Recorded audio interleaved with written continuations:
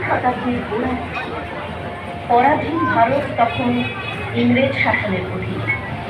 বাবুগঞ্জের জাতীয় বঙ্গে ব্রিটিশ শাসকের পদলিখনে ব্যস্ত একদল। বিদেশি প্রভুর মনোরঞ্জনে কত ব্যবস্থা, একটু দাক্ষিণ্যটিকে কত তৈলমর্দন। উল্টো ছবিও রয়েছে। বাংলায় জেগে উঠছে একদল তরুণ, ক্ষুদিরাম বসু, প্রফুল্ল চাঁদ, যতীন্দ্রনাথ মুখোপাধ্যায়, সত্যেন্দ্রনাথ বসু, কানাইলাল দত্ত, অতীন্দ্রনাথ বসু, সুভাষচন্দ্র বসু প্রমুখ। স্বাধীনতা সংগ্রামের প্রাণ কেন্দ্র তখন বাংলা। সাল 1911। ভারতের রাজধানী কলকাতা থেকে দিল্লিতে স্থানান্তরিত হলো।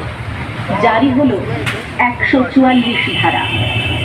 জনসংযোগ চলবে না, যদিও ততদিনে বারোয়ারি পুজোর সূচনা হয়ে গেছে।